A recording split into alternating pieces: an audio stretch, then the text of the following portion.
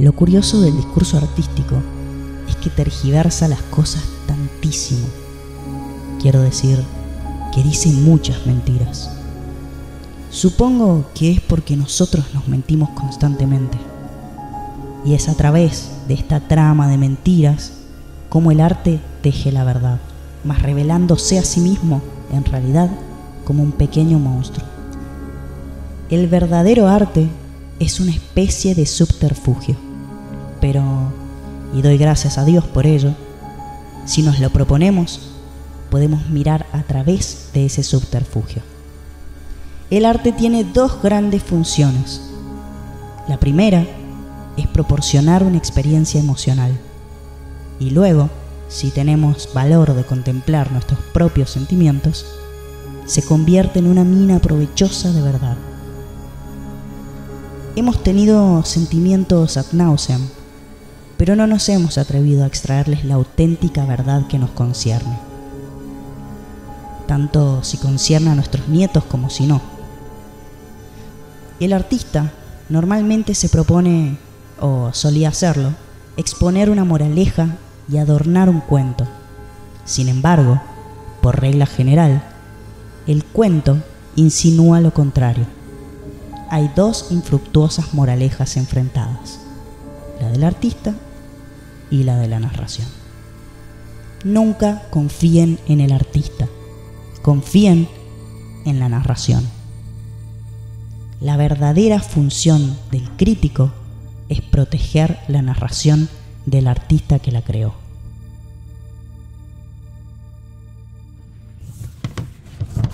Obras menores. Obras menores. Discusiones desveladas sobre grandes escritores y escritoras. A través de textos no considerados como obras centrales. Observaciones. Discusiones desveladas sobre grandes escritores y escritoras. A través de textos no considerados como obras centrales. Lecturas. Observaciones, posicionamientos sobre pequeñas obras maestras, voces ensombrecidas, rarezas olvidadas, Para lectoras y lectores tenaces. Textos náufragos. textos del gran rechazo al tiempo.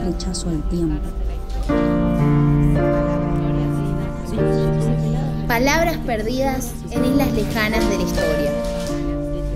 Historias de islas lejanas perdidas en las palabras. Palabras escritas que saben leernos. Lecturas a la espera. Lecturas a la espera.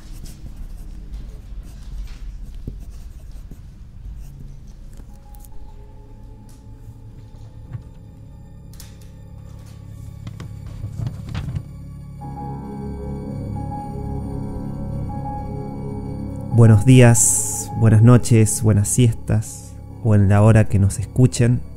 Estamos acá en un nuevo episodio de Obras Menores junto a Nico, con un autor mayor y con una obra específicamente poco leída, una obra escondida en nuestro idioma, ya que prácticamente no cuenta con traducciones, solamente hay una traducción que fue editada por Six Barral en sus tomos de obras completas, pero fuera de esta edición que alberga la completa obra de este autor, pareciera ser que esta novela, del cual vamos a hablar y nos vamos a focalizar, pareciera que se ha perdido o que es de poca importancia para que valga su traducción o sus nuevas traducciones, sus nuevas ediciones en nuestra lengua. Estoy hablando de nada más y nada menos que D.H. Lawrence, David Halbert Lawrence. ¿Cómo estás, Nico? Buenas, Lorenzo. Buenas a todos los fantasmas que estén ahí detrás. Bueno, venimos a tirarnos de bruces al mar con este gigantesco que es D.H. Lawrence. Ahí resonaban en la descripción inicial su acercamiento a la vida, no despegar nunca la literatura de la vida, ni la vida de la literatura sí, eso sí lo hace. Pero bueno, por ocasiones a él le tocó erramundear por ese terreno y en ese tocar, esa fatalidad que le tocó a él, la asume con un vigor, y creo que esa es su gran enseñanza. Y vamos a desentrañar este estilo vigoroso y raro. Bueno, estamos hablando de la novela de Transgresor. Esta novela poquísimo comentada, ni siquiera en inglés he visto comentarios, de un estilo muy particular. Curiosamente solamente la podemos leer en español si compramos las obras completas que editó Seix Barral, pero bueno, hablando con gente allegada, se la ha pasado por alto, cuando supera por mucho a sus melodramas, un poco sexualizados, pero ni siquiera llegan a ser eróticos, que es la mácula que le hacen. No sé, ¿a vos qué te pareció, Lawrence, esta interrupción que es esta novela? Qué gracioso que me digas Lawrence y vamos a hablar de Lawrence, así que va a haber una confusión inicial. Sí, por eso. Yo siempre te digo Lawrence. Para mí Lawrence solo existe. Sí, coincido fuertemente. Esta es una obra importantísima. Dentro de los poquísimos comentarios que pude encontrar en la página Goodreads, que es donde cualquier lector puede escribir lo que sea una reseña, una crítica, la mayoría la veneran bastante. Y bueno, es curioso que incluso en esta página, que podemos encontrar comentarios de cualquier lector del mundo, solo encontré lectores de lengua inglesa y algunos comentarios en árabe y en italiano, pero ninguno en español. De hecho, yo tengo el honor de ser el único que ha comentado algo de mi experiencia con la lectura en nuestro idioma. Y bueno, la verdad que sí.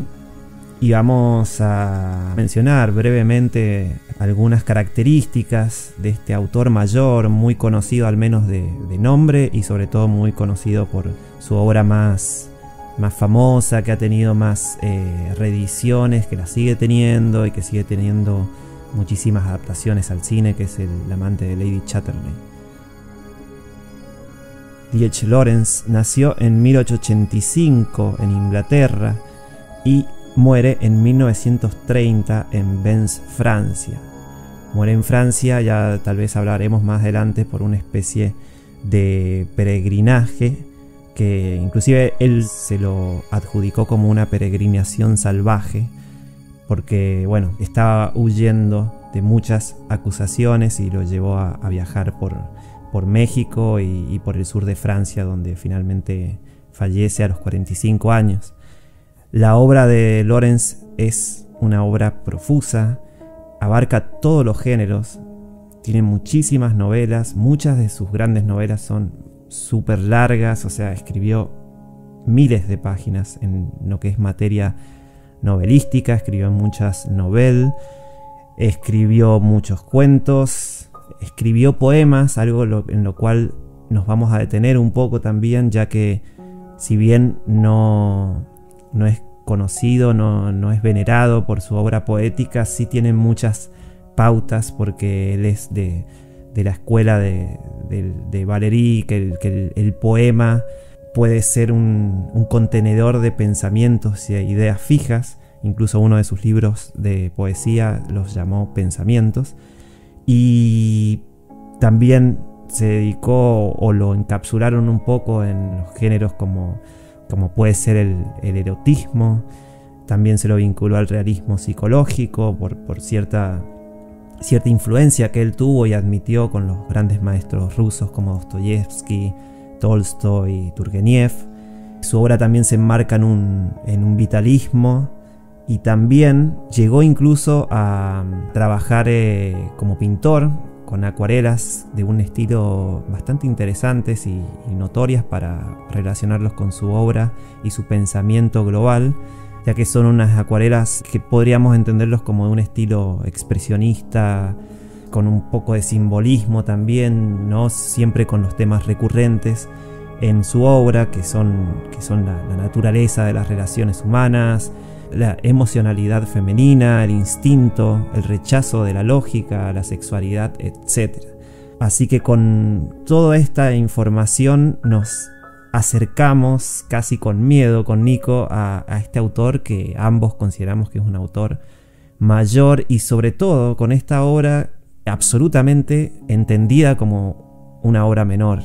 Creo que este es el caso más extremo, que estamos hablando de un autor mayor con una obra menor, por justamente lo que mencionábamos de su poca divulgación en nuestra lengua. ¿Qué podrías empezar a decir, Nico, de Lawrence y esta obra maravillosa que es El Transgresor? Sí, bueno, con todos los datos que has nombrado, han salido un poco sacando la cabeza de lo que se dice generalmente de Lawrence. Sí, se lo asocia a un vitalismo, a un salvajismo. Va por ahí. Cuando él más escribía, esos términos no circulaban todavía. Todo eso es más post-Nietzsche, digamos. Se lo asocia a la transgresión, por eso también hemos elegido El Transgresor. Cuando la transgresión es partir de un punto hacia otro, creyendo que no hay más nada que esos dos puntos. Entonces ya él es un tipo unitario. De hecho, cuando habla del hombre, es tipo Borges, así: todos los hombres el hombre, la mujer y el hombre, o la mujer y el hombre, la mujer, o sea, lo que sea. Es un hombre unitario de puro movimiento, de acercarse a la materia casi antropológicamente. Entonces es muy completo, y Podebes va hacia la vida muy crudamente y sin eso tapujo. Y bueno, por suerte él tenía un background enorme y suavizado por la armonía de mucho conocimiento. Da la impresión, ¿no?, que se acerca en su prosa a la materialidad, a la naturaleza, al podrido, al animal cuando está pariendo, a la granja en el pavo real, por ejemplo, al sexo más concienzudo. Lo encara con una naturalidad que nos pueda ayudar hasta vivir. Así que en ese sentido puede ser vitalista, pero en realidad él no es un transgresor ni a palos. Sinceramente entendió la cercanía con la naturaleza como todo, como el todo mismo, y que eso no hay que separarlo en dialécticas banales, sino que la dialéctica es una fatalidad del pensamiento que hay que aprovecharla y entremezclarla con la vida en el sentido más puro. Exacto. Hay algo interesante en esto que mencionás de esa aparente dicotomía, ¿no?, entre ser un transgresor en la obra y no serlo en la vida terrenal. No, para mí la obra tampoco lo es. O sea, ya el hecho de que vos hagas una obra, estás transgrediendo. Pero sí lo fue. Pero la sociedad lo marcó como que sí. Sí, porque la sociedad no una sola obra, sino como muchas de sus novelas fueron censuradas, fueron enjuiciadas, y la verdad que fue algo con lo que tuvo que lidiar y que fue un tema importante en su vida y en su contemporaneidad. Exacto. Aunque hoy podamos leerlos como novelas, digamos, fundamentales, y que no sintamos ese vértigo de lo roto en nuestras manos. Pero en el sentido de que digo que él no fue un transgresor en el sentido que él no lo quiso ser, sino que tampoco fue un adelantado, porque eso caer en el tiempo es caer en la muerte, en la historia, como dice Cioran. Digamos que la sociedad lo transgredió a él, lo hizo transgresor, claro. O sea, como a Van Gogh lo suicidó la sociedad, o sea, en ese sentido lo digo. Lo crucificó. Estamos dando vuelta a la media, o sea, hay que dar vuelta a la media para que se vean las costuras, como hace Schopenhauer y todos los pibes sanos, digamos. la gente de bien. Sí, fíjate, como para que veamos un poco todavía la niebla que brotaba de Lawrence, yo voy a mencionar autores que él admiró en sus ensayos, que tiene unos ensayos de una lucidez y sobre todo de una vitalidad. Son proféticos, loco, son proféticos. Claro, o sea, y siempre una fogosidad, ¿no? Los autores que él elegía, de hecho, hay un dato muy curioso, que dentro de su serie de ensayos que son sobre la literatura norteamericana, Uno de los ensayos dedicados a Melville resultó siendo una revitalización de un autor que había perdido su llegada, su prestigio en su momento. Eso hoy por hoy no lo podemos creer, porque obviamente no podemos mencionar a Melville sin arrodillarnos por tal autor, pero en su época había perdido el renombre que alguna vez había adquirido, estaba llegando a un sector de olvido, y él fue como uno de los factores importantes para que los lectores de Inglaterra en aquel entonces lo vuelvan a leer con un interés importantísimo.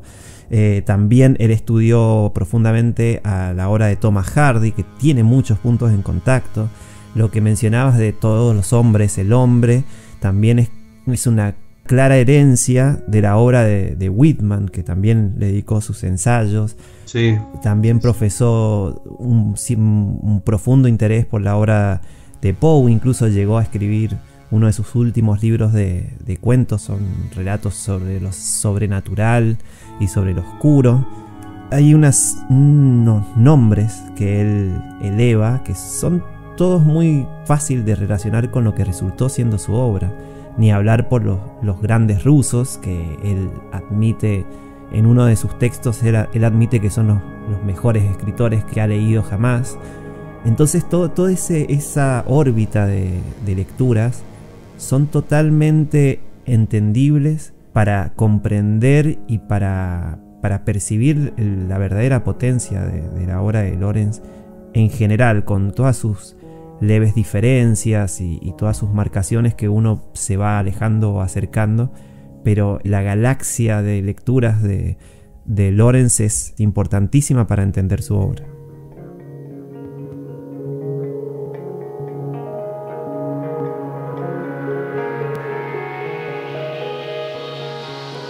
Bueno, sabes que ya hablando de influencias, yo me adentro más en el gesto del escritor, la estela que queda después de haber pasado tan santo. Me gusta mucho porque relaciona en sus ensayos, tengo en sus ensayos Haciendo el amor con música, que él odia la música. Para él la música es la moralidad fosilizada. Entonces, bueno, relaciona todo con el medio material en el que está viviendo él. Es impresionante eso. Por eso afectan mucho sus viajes, por eso Exacto. Su viaje a Australia tiene una novela, su viaje a México tiene otra novela, etc. Y yo no soy de leer mucho el resultado de su biografía, sí, su biografía de los escritores. Para mí toma el camino de Blake, este hombre, sobre todo en esta novela, que es como tiene una luz de permanencia tenue, pero aparecen refusilos cada tanto y eso lo deja espantado, a veces estáticos, a veces.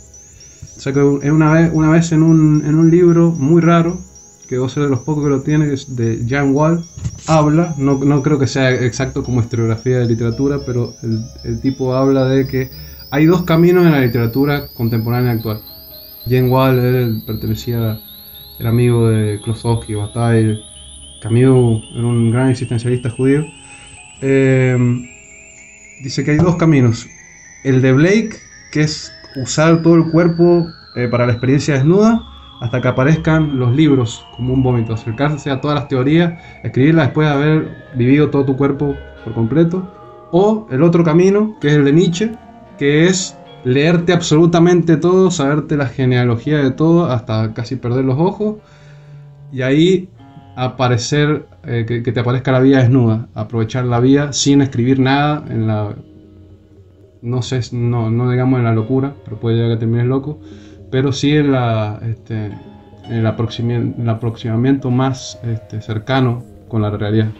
Sí. No sé si está de acuerdo. Para mí él toma el camino de Blake, usar la vivencia a pleno para recién ahí que aparezca la sabiduría. Yo creo que y creo que Harold Bloom también lo esbozó así, que D.H. Lawrence pertenece a la literatura de la sabiduría, casi emparentándolo con los evangelios. O sea, creo que hay un libro que se llama Donde se encuentra la sabiduría de él. Sí, lo que mencionás, esta vinculación de lo vivido para luego así devenir en obra, está muy puntualizada, muy evidenciada con el caso de la novela que nos proponemos abordar, porque la novela del transgresor, él la escribe a partir y basada enteramente en hechos reales que le sucedió a una colega, amiga de ese entonces, que se llamaba Helen Cork, que ella le confió sus diarios,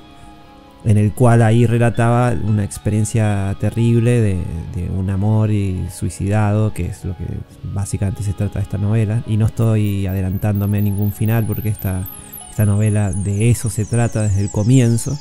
Es una crónica de un suicidio anunciado. Y bueno, entonces él toma estos diarios reales para hacer esta obra magnífica, y también eso le da ese tono intenso y pensado y percibido por cada uno de sus aristas. Sí, bueno, che, cagaste el final. No, porque el final está, ya lo sabemos en las primeras páginas, si no me atrevería a decir.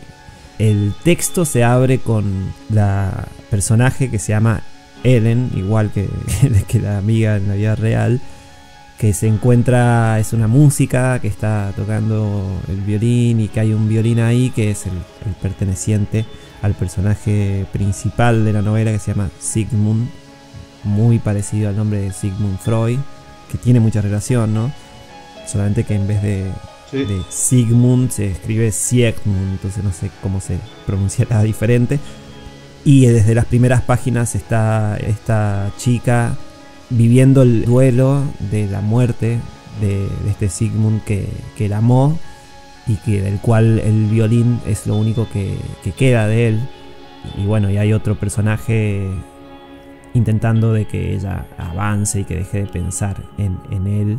Y bueno, páginas siguientes empieza la historia que vivieron Elena y Sigmund, que es una historia de amantes.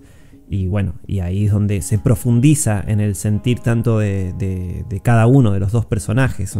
Y ahora sí esa es la parte importante de la novela. Son sus 120 páginas. Se trata de esa semana que convivieron y que habitaron cosas profundísimas, sobre todo a nivel emocional o de un modo sentido a fuego. Es impresionante. Esta novela se lee con la piel erizada fuertemente, porque cada descripción, incluso me gusta esto que dijiste del todo, ¿no? De cómo vincula que todos los hombres son un hombre, pero también ese hombre, también del mismo modo que Blake y que Whitman, el hombre también como parte de la naturaleza.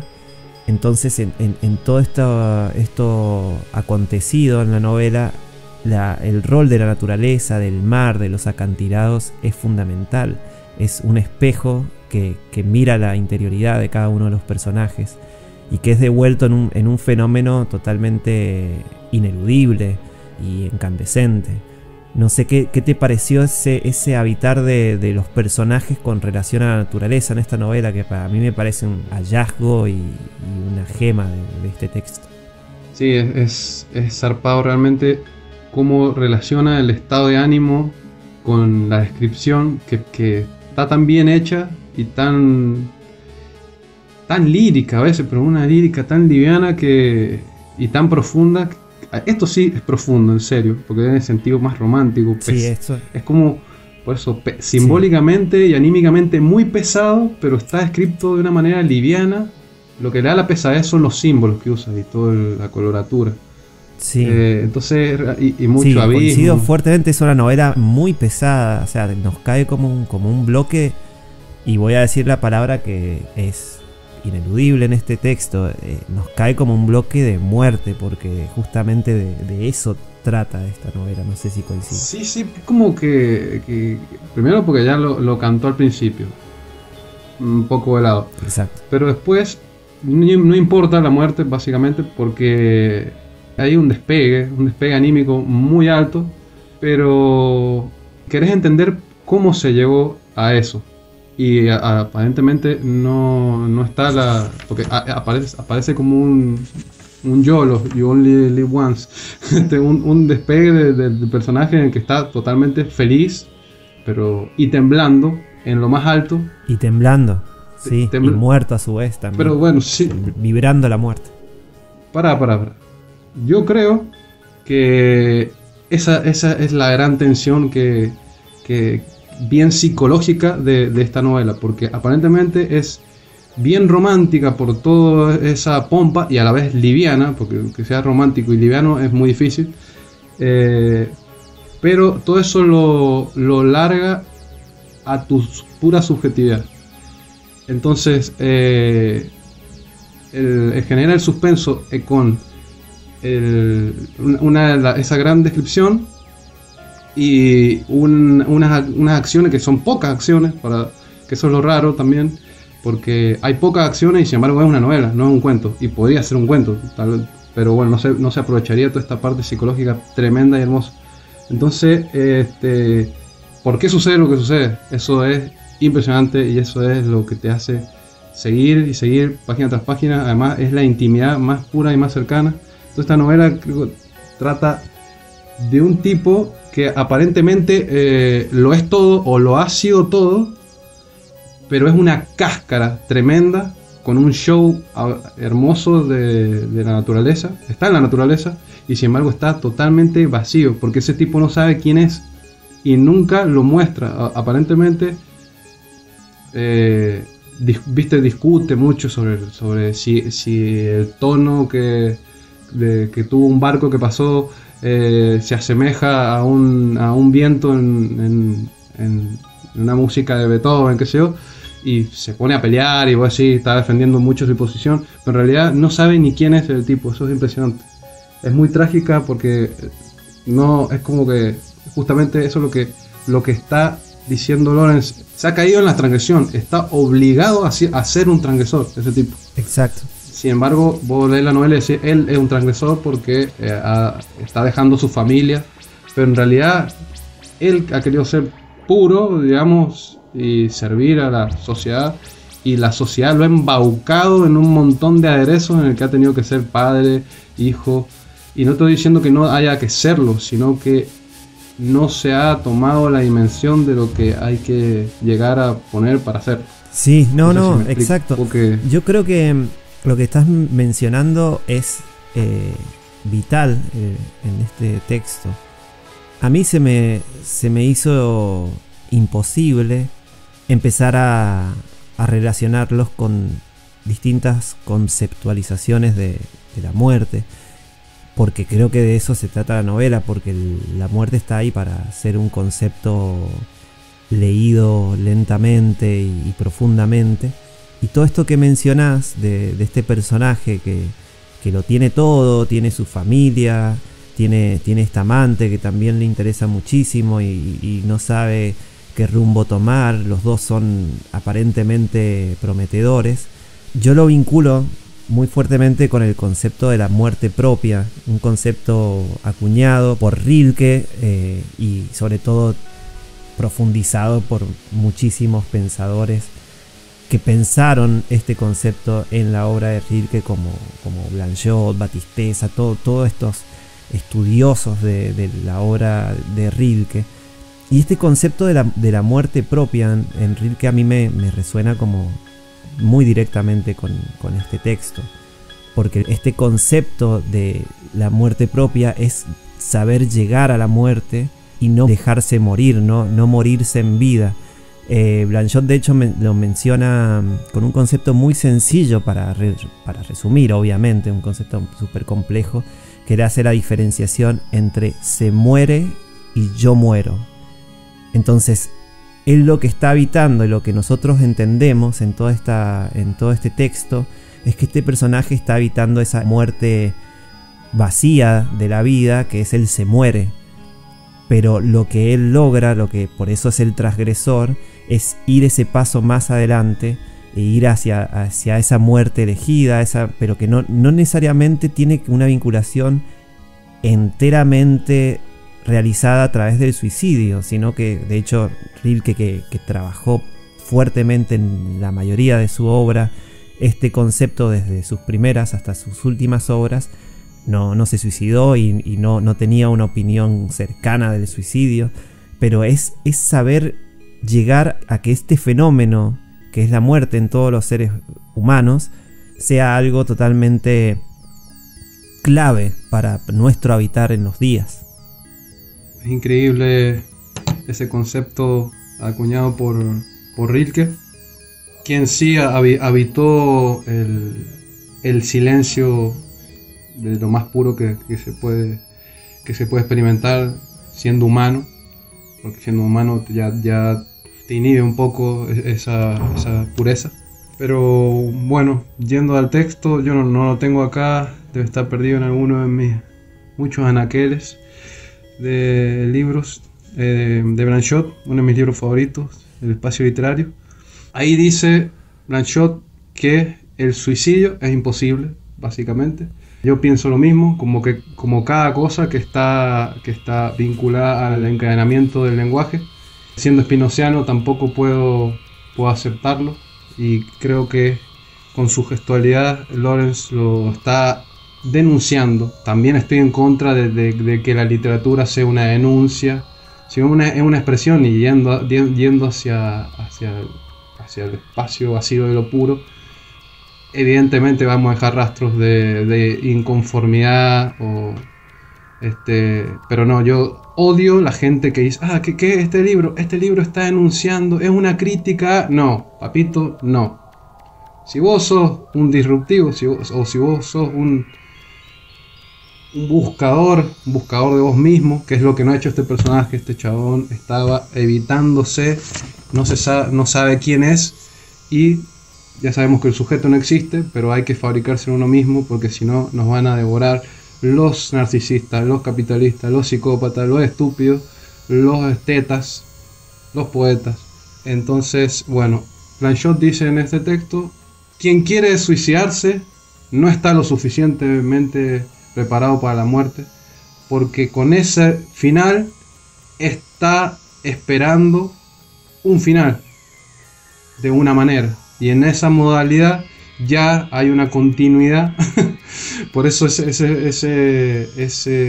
digamos, si el suicidio puede existir, no se le puede llamar suicidio, no se le puede llamar muerte propia, sino es un acaecimiento rotundo de algo, y no se puede elucubrar. Sucede, como el arte, sucede. Exacto. Sabes que lo que podemos hacer, que por suerte yo tengo y contamos con este maravilloso libro de Blanchot, es escuchar un fragmento sobre esto que mencionás y continuamos. ¿Qué te parece?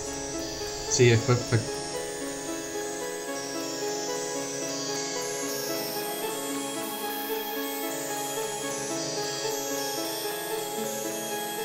Rilke no piensa solo en la angustia de dejar de ser uno mismo. También piensa en la muerte, en la experiencia suprema que representa. Por eso, experiencia espantosa, cuyo espanto nos aleja y que con ese alejamiento se empobrece. Los hombres retrocedieron frente a la parte oscura de ellos mismos, la rechazaron y excluyeron, y así ella se volvió extraña. Se convirtió en un enigma, potencia mala a la que se sustraen por una constante distracción, o que desnaturalizan por el miedo que los lleva a alejarse. Esto es penoso, hace de nuestra vida una región que es un desierto de miedo doblemente empobrecido por la pobreza de ese temor que es un temor malo, y empobrecido de muerte, porque ese pobre temor la arroja obstinadamente fuera de nosotros.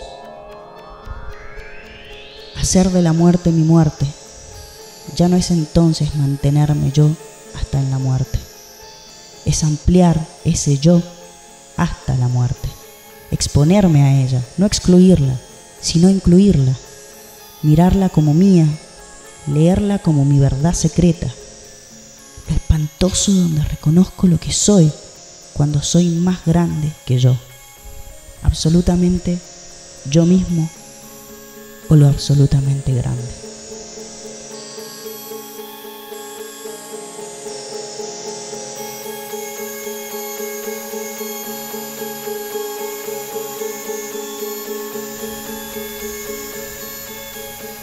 Exactamente, bueno, está asociando la muerte al buscar más tu personalidad, eso, pero desde un afuera que te viste, o sea, ni siquiera te estás vistiendo, te estás poniendo la ropa, por eso es casi imposible. El suicidio puede ser narrado por alguien que no ha sido vos. Si vos te estás tirando un acantilado sin querer y alguien te vio, bueno, él se suicidó, pero nunca puede ser desde vos mismo. Yo creo que es así. Porque estás cayendo en la lógica. Es el suicidio lógico que habla Dostoyevsky. Y la lógica sabemos que es mutable, que pues, ni hablar con la lógica modal y todo el experimento, que no lo voy a estudiar porque me hizo mierda a mí la filosofía. Tuve un atisbo ahí. Entonces, bueno, ahora, yo creo que esta novela trata de la tragedia de elegir. La transgresión es el fingir de que se elige. Este tipo está pensando que ha elegido algo, no ha elegido nada. Sigmund no quiere saber quién es, no sabe si es un promontorio manchando el horizonte o nubes tapando el promontorio, no sabe qué parte del paisaje él representa. Y eso nos puede ilustrar mucho el concepto de amor fati, que lo hizo famoso Federico, pero no es de él, que es el amor al destino, buscar el dolor, lo infranqueable e inconstitutivo nuestro. O sea, está bien, nosotros vivimos en el borde está la transgresión, podemos ir y venir, pero ese borde nos constituye a nosotros. Y yo puedo decir, yo puedo ser lo que yo quiera ser y me puedo percibir lo que yo quiera percibirme. Está bien, pero aceptando lo constitutivo de tu naturaleza. Y eso es acercarse a la intimidad más propia y es ultra difícil. Y es lo que este hombre no estaba haciendo. Hay que apegarse a lo constitutivo, a su crudeza, pero no a su crueldad. Y no hay que gozarlo. Sí, es un gesto muy autoconsciente, eso sería masoquismo. Encontrar el camino más material de la finitud y de ahí sacar en el roce con la cotidianidad, la materialidad, que es lo que hacía un tipo como Lawrence, es encontrarle la chispa, ese hiato que va a ser nuestra luz, que va a ser una tragedia, es una tragedia, pero estás superando a tu propia muerte. Por eso yo no creo para nada en el suicidio. Brillante lo que decís, y ni siquiera lo voy a contrapuntear, lo voy a acompañar con un poema que a mí me fascina de Lawrence, uno de los últimos, que apoya directamente lo que decís sobre el suicidio. El poema es magnífico, se llama El barco de la muerte, son 10 poemas cortos, que está editado por la queridísima editorial Argonauta argentina, que por favor, si encuentran ese tomo, que por suerte circula por todos lados, de los poemas de Lawrence, vayan hacia él. Y el poema tercero del barco de la muerte dice: ¿puede un hombre causar su propio fin con una aguja? Con puñales, agujas, balas, el hombre puede hacerse un corte, una herida para que su vida salga. ¿Pero es eso la muerte? Oh, dime, ¿es eso la muerte? Seguramente no, pues ¿cómo puede un crimen o un suicidio lograr alguna vez la muerte? Tremendo, perfecto para lo que estabas diciendo. Así es que la captó toda y sus poemas van en la tradición bíblica casi. Es hermoso, por eso para mí lo grande de Lawrence es el dibujo que ha dejado. La verdad es una lástima depender de las ediciones, de la estupidez de los editores. A nosotros nos llega basura, o sea, realmente yo creo, así por eso yo ya he desistido un poco de involucrarme con la literatura fuertemente. Por eso Argentina fue grande en algún momento, literalmente, porque estaba conectada directamente con los polos grandes literarios en algún momento. Ahora no, ahora ya ganó el lucasianismo, el realismo, de la sociología en la literatura, cualquier cosa. Pero, ¿qué pasa? Si dependemos de la estupidez de los editores, nos vienen con esta pelotudez de que Lawrence es un erótico, o sea, con 3 novelas de los amantes, hijos de amantes, ¿Qué más? O sea, nada, recién están resurgiendo un poco sus novelas más viejas. Las novelas cortas, no tenés que sacrificar tu hígado para poder tenerlas. A mí, por ejemplo, yo que he estado especulando muchísimo, si quiero teorizar algo, yo por ejemplo quiero dejar la imaginación de lado en la poesía y quiero estudiar a Jean-Pierre Richard, por ejemplo, como un discípulo de Bachelard. No hay nada traducido acá, tendría que hablar perfectamente francés, o sea, tengo que ser un burgués y vivo en el desierto San Juan, que es una ciudad fantasma inventada, no para superar el desierto en el que vivimos, sino un desierto al cuadrado, porque sí, un desierto que niega para el esconder desierto. El otro desierto, ¿entendés? Claro, sí. Yo, o sea, salgo a veces a caminar por las montañas y veo ruinas indígenas de acá que nadie conoce, no hay un cartelito. Esto es un escondite, esto es una tapadera, o sea, yo no puedo hacer nada virtuoso cuando vivo en una tapadera, o sea, por eso. Y eso pasa con Lawrence y eso pasa con todo. Por eso cuando hablamos de este programa de literatura, de cosas menores, podemos hablar de todo. Podemos hablar de Shakespeare si queremos. Sí. Noches Reyes de Shakespeare, sé cualquier cosa. Sí. Estoy enojado, loco. Estoy enojado. Sí, es un poco lo que hablamos en el programa anterior, ¿no? Que esta idea de que la literatura siempre va a ser entendida como una minoría, como un espacio oculto y mínimo, y cuando la cosa empieza a funcionar de una manera amplia, es como decía Bukowski, donde hay mucha gente es porque algo está pasando mal, hay algún error ahí activándose. Sí. A menos que no todos nos sumemos en una larga lista de aceptación de tragedia, una vez que caímos en el lenguaje, obviamente. Caímos en el lenguaje, lo digamos de alguna manera, y ya caímos en la tragedia. Pero ¿qué pasa? Se utiliza el lenguaje como algo útil para llegar a un horizonte de posibilidad de mejora, y nadie sabe qué mierda pasa, y eso se está traficando en marketing, en consumo, en estupidez. Sí, en gustos y en placeres, ¿no? O sea, en verdad es que nos acaricie. En verdad es que no sean de autoayuda, digamos, en todos los sentidos, y no en verdad es que cuestionen y que hieran profundamente. Como este libro, sí. Que este libro nos deja con la quijada por el suelo, porque tampoco nos brinda ningún tipo de respuesta o algún cobijo posible. No, abre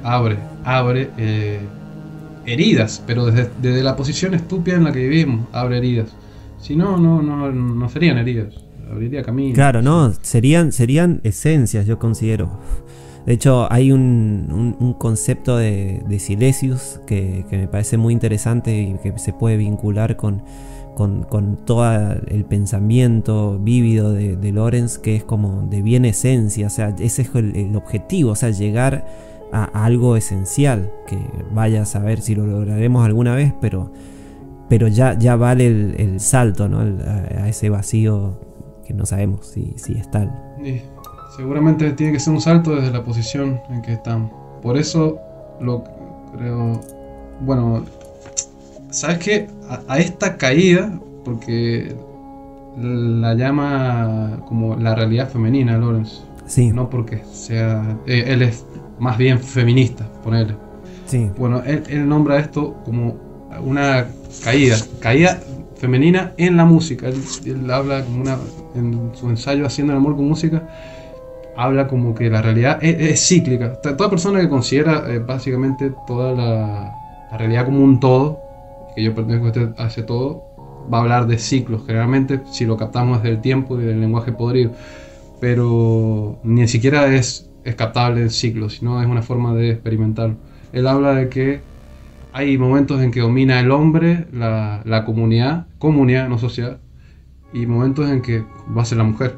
O sea, nos acordemos de Bachofen con el matriarcado, qué sé yo. Bueno, él dice, como hay una especie de teoría de él que se aúna con lo que este tipo es un músico en la novela, se aúna con la teorización que puede estar de detrás de toda esta novela, que él dice que la música es como la moralidad no aceptada como una utilidad para proyectar de mejor manera nuestros deseos, nuestros placeres, sino que estamos rendidos ante la moralidad, ante esa música.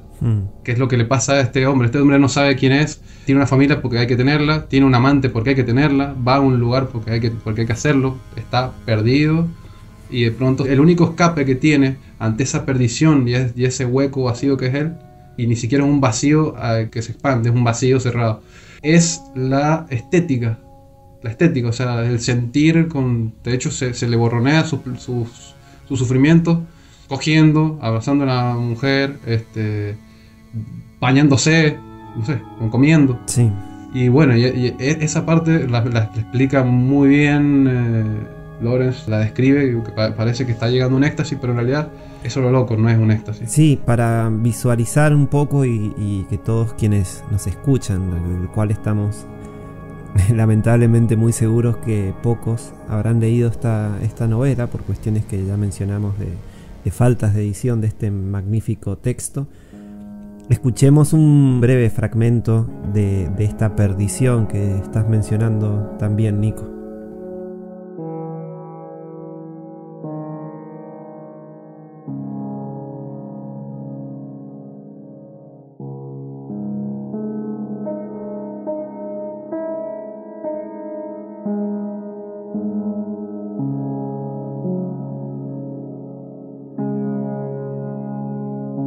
Bajaron lentamente hacia la bahía. Elena, como era característico en ella, pensaba en su propio estado de ánimo. El espíritu de la niebla, se dijo. El espíritu de la niebla corre una cortina a nuestro alrededor. Es muy amable. A veces es una pesada cortina de oro. A veces una delgada cortina desgarrada. Quiero que el espíritu de la niebla vuelva a cerrar la cortina. No quiero pensar en el mundo exterior. Tengo miedo del mundo exterior. Tengo miedo cuando la cortina se desgarra abriéndose en jirones. Quiero estar en nuestro hermoso mundo, dentro de la pesada cortina de niebla dorada. Como en respuesta a sus pensamientos, o en protesta por ellos, Sigmund dijo: ¿Quieres algo mejor que esto, querida? ¿Te gustaría venir el año próximo y quedarnos un mes entero? Si es que hay un año próximo, dijo ella. Sigmund no contestó. Elena se preguntó si él había hablado sinceramente o si se estaba burlando también del destino. Caminaron lentamente bajo el ardiente sol en dirección a su alojamiento. Esto tendrá un final, se dijo Elena, hablando consigo misma. Y cuando salgamos de la cortina de niebla, ¿qué ocurrirá? No importa, que sea lo que sea. Hasta ahora, desde el principio, el destino ha estado resolviendo las obvias discordias gradualmente por misteriosa progresión y tejiendo de originales combinaciones maravillosas armonías con nuestras vidas. En realidad, el resultado ha sido maravilloso. Es maravilloso ahora. El amo destino es un artista demasiado grande como para sufrir un anticlímax. Estoy segura de que el músico maestro es un artista demasiado grande como para permitir que pasemos de lo sublime a lo ridículo.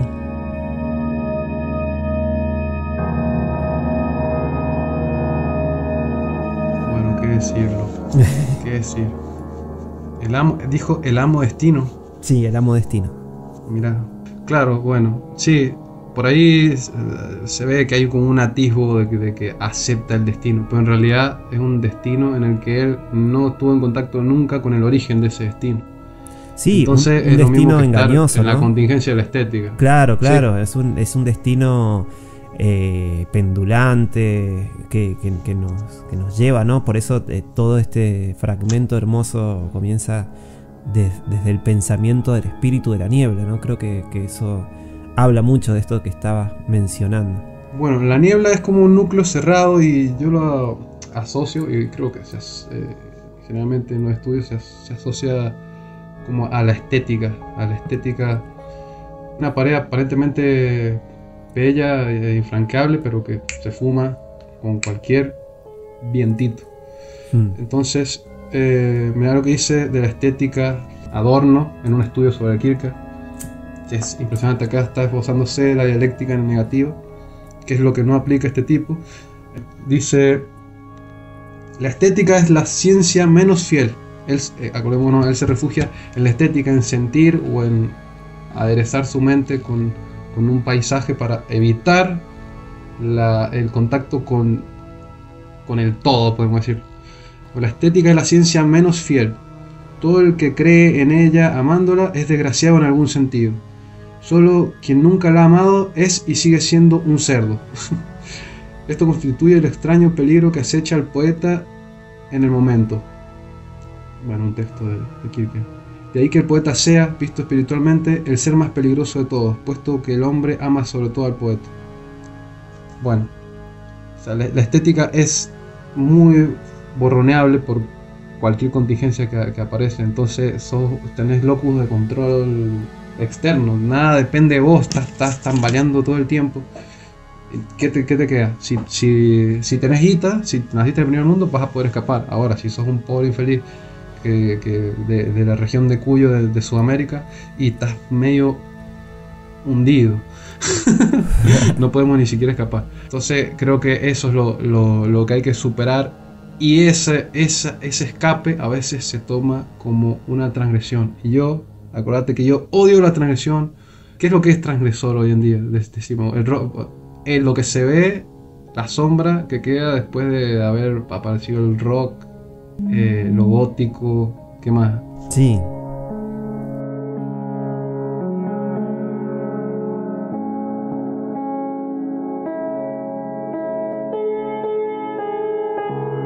Bueno, continuando la transgresión y probando que la transgresión es a lo que estamos obligados, así que por favor, no se maquillen tanto, no se pongan redes, no se maquillen de tanta transgresión, no muestren la desnudez si no van a desnudarse, desnúdense por completo. Lorenz tiene unos textos preciosos sobre los indígenas y su desnudez, y era un purista, a él le gustaba la piel al sol, así que por favor, no amaguen. Si lo van a hacer, háganlo por completo, porque si no es transgresión, y la transgresión es conservadora porque genera un vacío, y ese vacío de conciencia hay que reponerlo. Y si vos querés contar tu transgresión, lo vas a reponer con la lógica subyacente a tu entorno y vas a volver a reforzar el orden establecido. Así que por favor, ¿qué es lo que hizo? Vamos a hablar un poco del estilo para que se vea que no era para nada transgresor este autor. ¿Cómo es el estilo de esta novela, Lorenz? Yo lo veo como un estilo clásico, muy clásico, una estructura clásica con capítulos bien definidos, pero el tema es muy íntimo, casi al nivel de novela rosa, pero con el fondo muy enigmático, lo que eso le da una elasticidad enorme para hacer explotar nuestra psicología.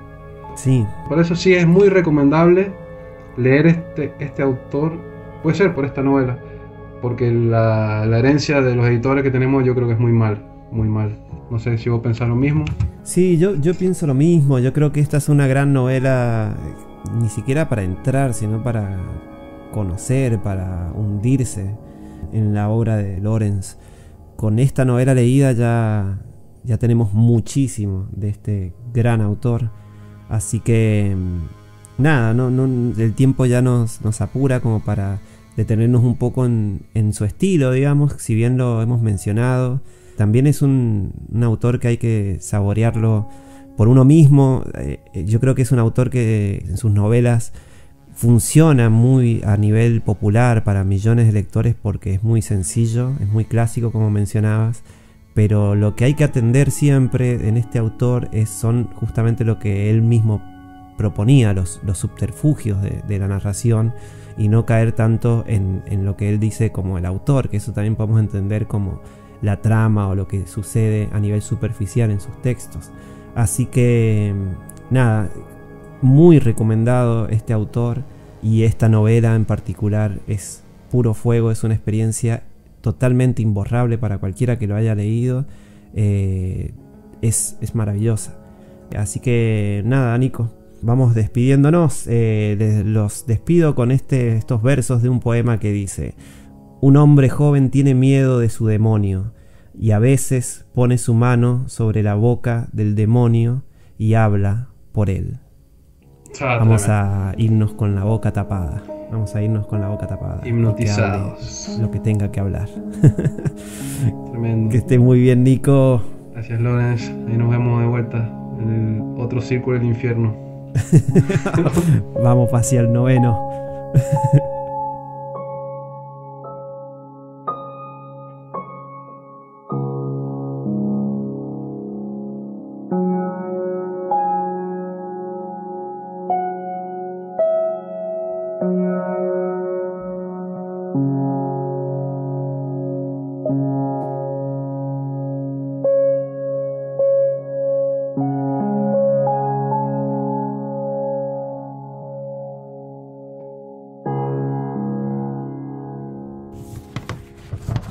Obras menores.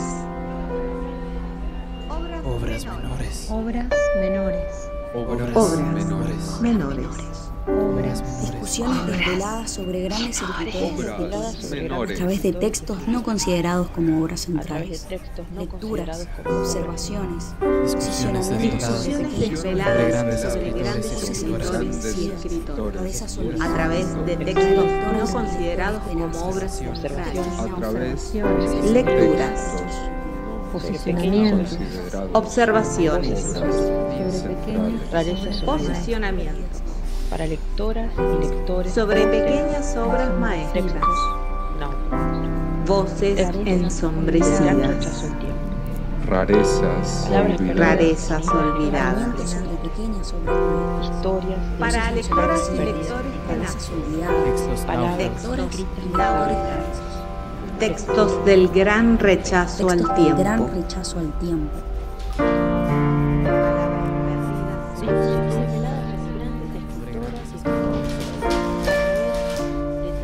historias de islas lejanas perdidas en las palabras, Lejanas de la historia. Historias de islas lejanas perdidas en palabras. Palabras escritas que saben leernos. Lecturas a la espera. Lecturas a la espera.